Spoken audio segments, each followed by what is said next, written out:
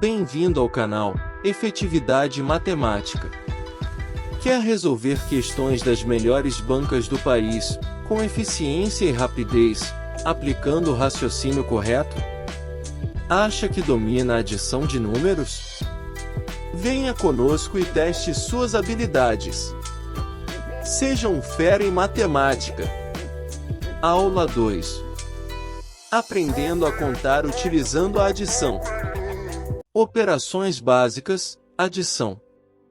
A adição é uma das 4 operações básicas da aritmética, e consiste em combinar, juntar ou reunir 2 ou mais números, para obter um resultado total, chamado de soma.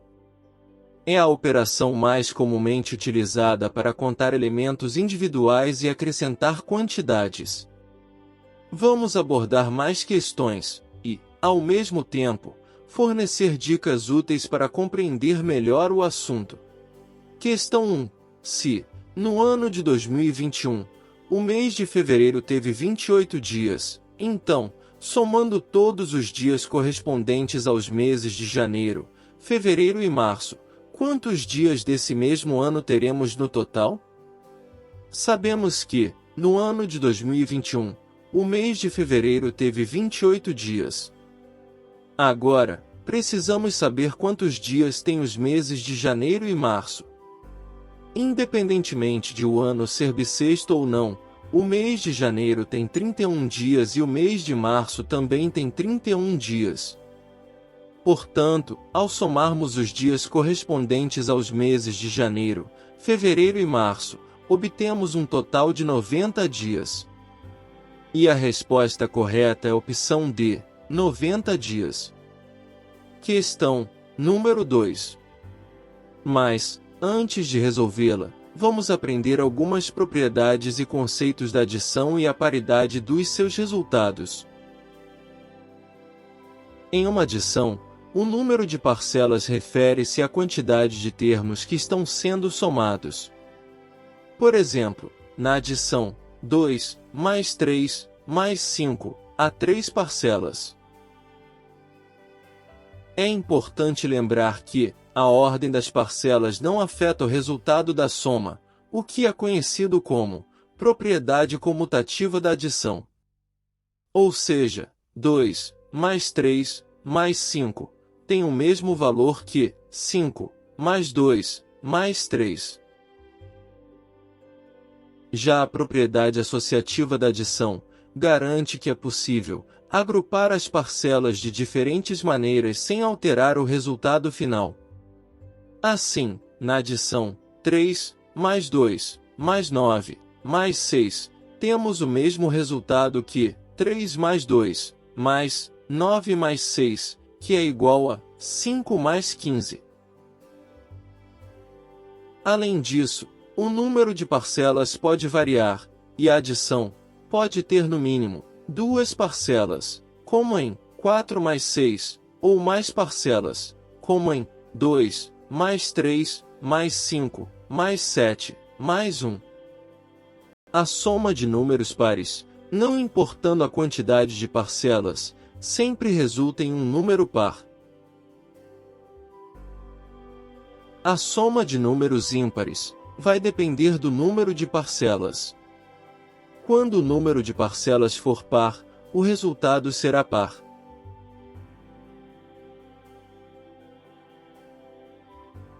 Mas, se o número de parcelas for ímpar, o resultado será ímpar.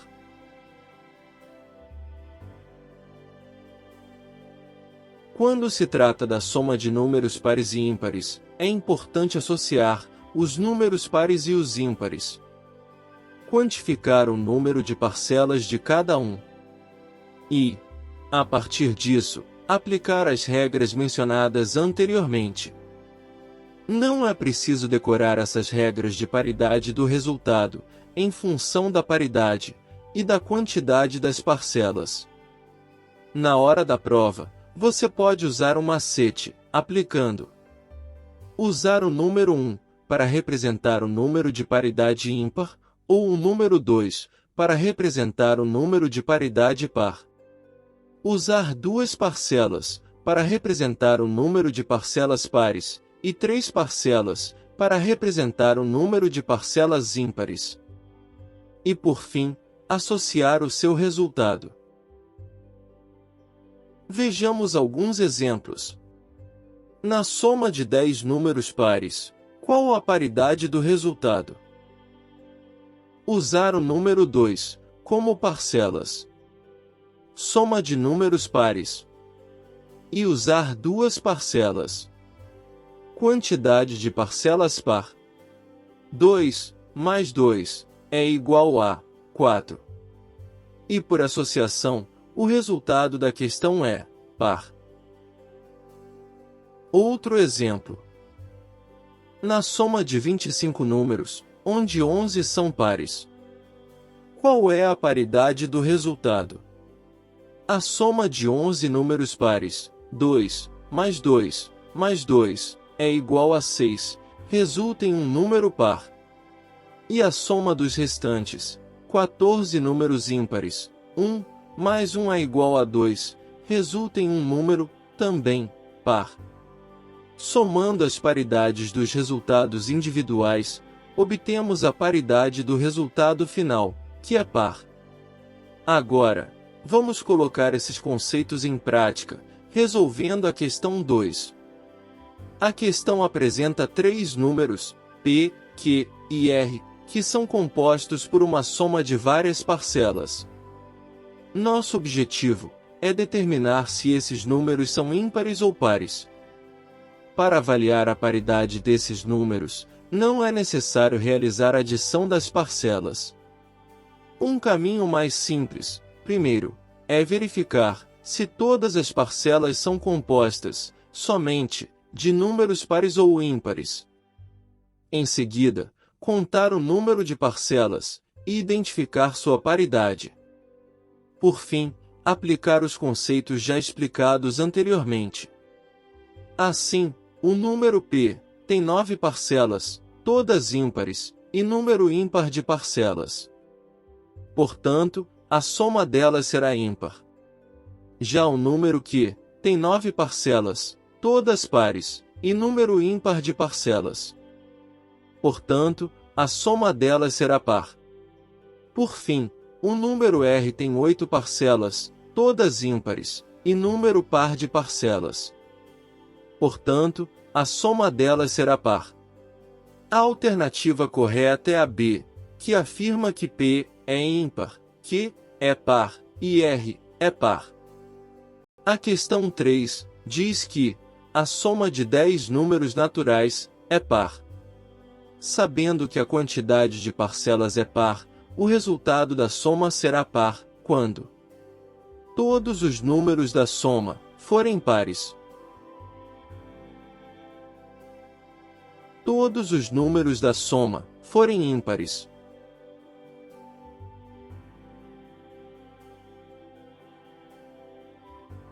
Houver uma quantidade par de números pares, consequentemente, uma quantidade par de números ímpares, devido à soma ser de 10 números. A única condição que pode tornar o resultado ímpar é ter uma quantidade ímpar de números pares, consequentemente, uma quantidade ímpar de números ímpares, devido à soma de 10 números. Retornando à questão, temos a opção A afirma que a soma somente de 10 números pares resultará em par, o que está incorreto, já que a soma de 10 números ímpares também resulta em par. A opção B afirma que a soma somente de 10 números ímpares resultará em par, o que também está incorreto, já que a soma de 10 números pares também resulta em par.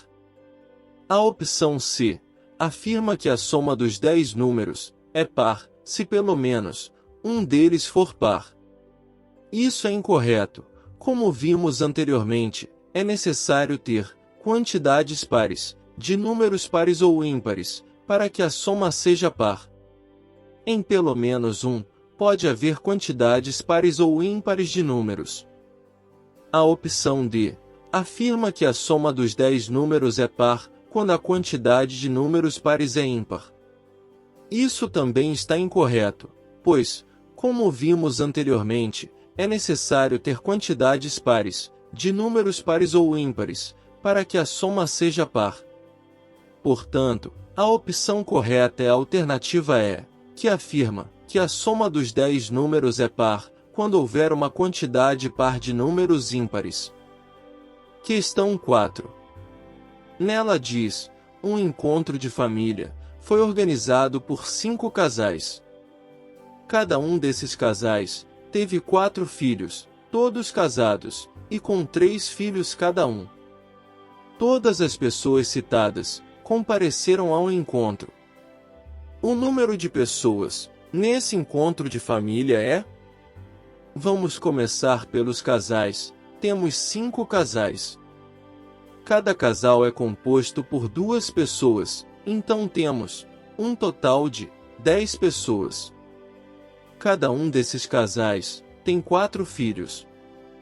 Como temos 5 casais, o número de filhos é 20. Todos esses filhos estão casados, e têm 3 filhos cada um. Isso significa que cada casal de filhos compõe um grupo de 5 pessoas. Como temos 20 filhos, temos um total de 100 pessoas.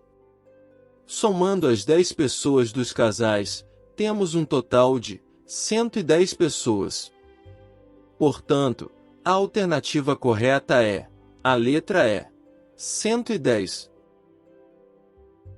Questão 5. Sabe-se que em uma caixa há menos de 18 luvas cirúrgicas, e em outra caixa há menos de 22 luvas cirúrgicas. Sabe-se também que o número de luvas cirúrgicas em uma terceira caixa não é maior do que o total de luvas das 2 primeiras caixas. O número máximo de luvas que pode haver na terceira caixa é. No enunciado, quando se diz que em uma caixa há menos de 18 luvas cirúrgicas, refere-se a uma quantidade de luvas que varia de 1 a 17 luvas. Na caixa em que há menos de 22 luvas, a quantidade varia de 1 a 21 luvas.